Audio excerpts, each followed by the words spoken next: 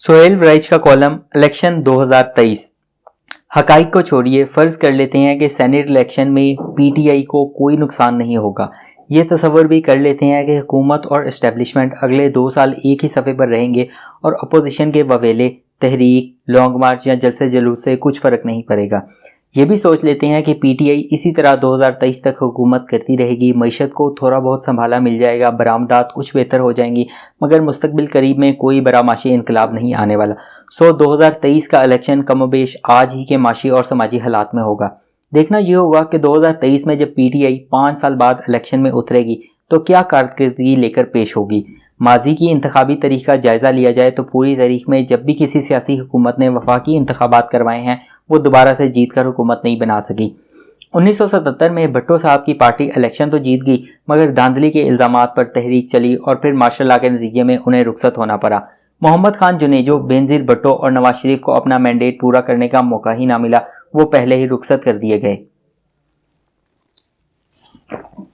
आसिफ अली जरदारी को 2013 में मौका मिला कि वो अपना 5 साल मैंडेट पूरा करके नए इलेक्शन के लिए जाएं तो वो बुरी तरह नाकाम हो गए।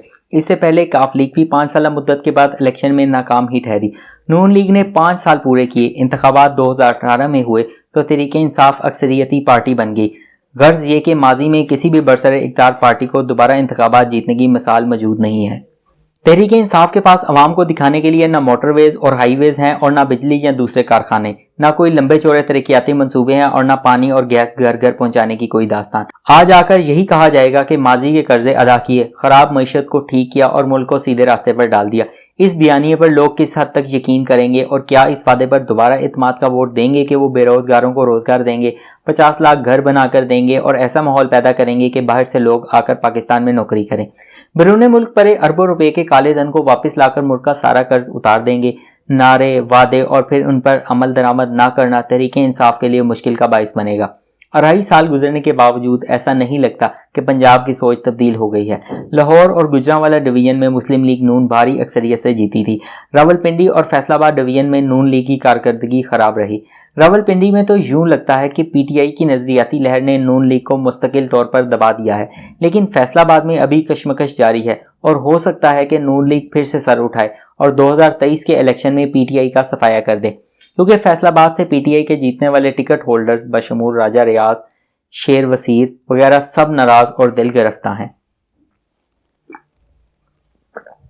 पीटीआई के हमदर्द लाहौर के जलसे की नाकामी की वजाहत यूं करते हैं कि नून लीग का वोटर मायूस है, उसे नून लीग की करप्शन के इल्जामात का शाफी जवाब नहीं मिल रहा, इसलिए वो गैर मुतहरिक और चुप है और अगर ऐसी सूरत हाल रही तो ये वोटर अपनी राय बदल सकता है।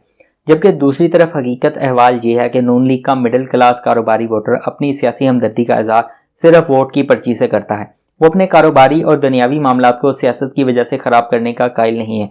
वो जलसे, जुलूस या एहतजाज के लिए अपनी दुकान या कारोबार बंद करने को तैयार नहीं। नून लीग के वोटर का ये पैटर्न आज से नहीं, शुरू से ही है।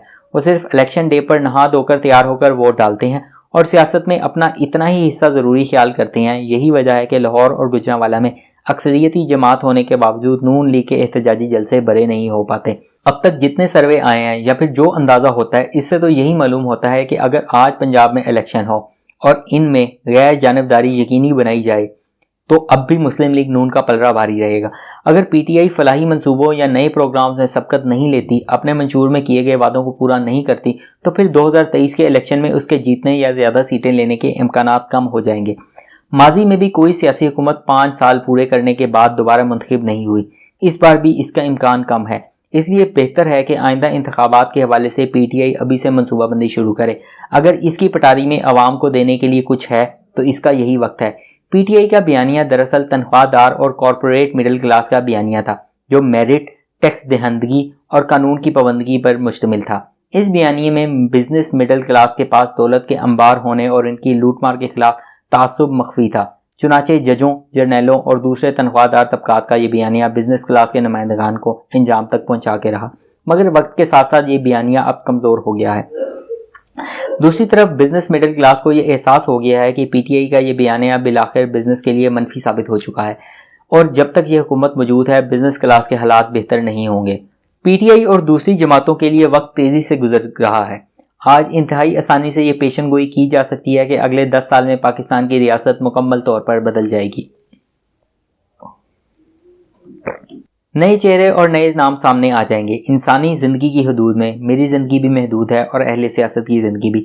इमरान खान 68 साल के हैं और नवाज शरीफ 31 साल के। 2023 के इलेक्शन में इमरान खान 70 साल के होंगे और नवाज शरीफ 72 साल के। दोनों लीडर अपनी पार्टी के अंदर कोई ऐसा मैकेनिज्म नहीं बनाया जो एक मुस्तकिल बंदोबस्त हो और इनकी अदम मौजूदगी में इससे फ़ायदा उठाया जा सके।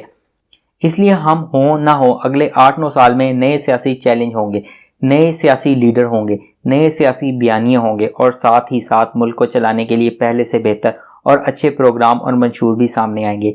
ये अलग बात है कि 2023 का इलेक्शन जो कि पीटीआई और नून लीग के दरमियान होगा, इस फैसला कुन जंग के बाद सियासत नया रुख इख्तियार करेगी। पीपल्स पार्टी 2023 में सिंध से बाहर निकलकर पंजाब में भरपूर सियासत करते दिखाई नहीं देती। फर्ज करें कि पीडीएम इंतखाबी इत्तेहाद शक्ल इख्तियार कर लेता है और 2023 के इलेक्शन में सारी जमातें मिलकर पीटीआई के मुकाबले में उतरती हैं, तो फिर ये मार्कतुल आरा इंतखाब होगा।